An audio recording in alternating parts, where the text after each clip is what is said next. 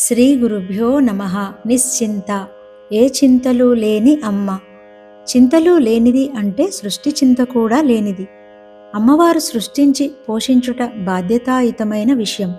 సృష్టి స్థితి లయాలకు మించిన బాధ్యత సృష్టిలో ఏముంటుంది? అట్టి బాధ్యత వహిస్తూ కూడా అమ్మ చింతపడదు. అది ఆమె సామర్థ్యము, ఆమెకది క్రీడ. దేవతలు సైతం కలవరపడ్డ సన్నివేశాలు సృష్టిలో జరిగాయి, కానీ అమ్మవారు కలవరపడిన సన్నివేశం లేనే లేదు. సదా మందస్మిత మోముతో నిర్వహిస్తుంటుంది సృష్టి కార్యాన్ని.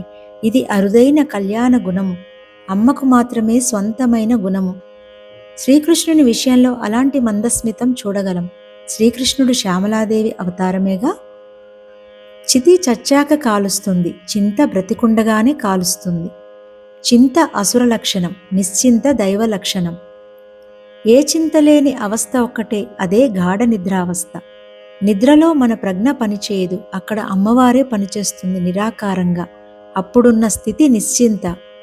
చింతాకంతయు చింతగలదని చెంతనుండగా అనిలాచల. నిద్రలో అమ్మవారి నిరాకార సన్నిధి, మెలకువలో సాకార సద్గురు సన్నిధి. తురియంలో అమ్మే నువ్వు, నువ్వే అమ్మగా ఉంటావు.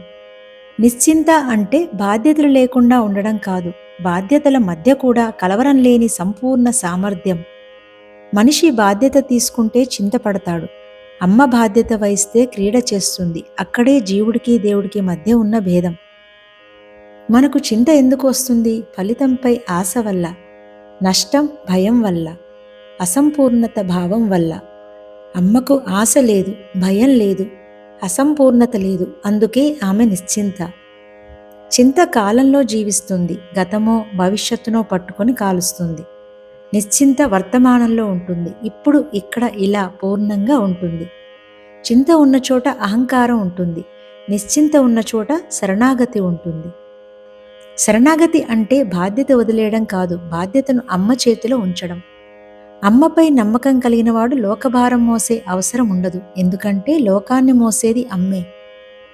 నిశ్చింత భక్తుడికి పరీక్షలు ఉండవు అనుకోకూడదు. పరీక్షలు ఉంటాయి, కానీ అవి అతన్ని కాల్చవు, అతన్ని శుద్ధి చేస్తాయి. చింతలో మనిషి చిన్నవాడు అవుతాడు, నిశ్చింతలో మనిషి విశాలుడవుతాడు. నిశ్చింతలోనే జ్ఞానం నిలుస్తుంది, నిశ్చింతలోనే భక్తి పక్వమవుతుంది.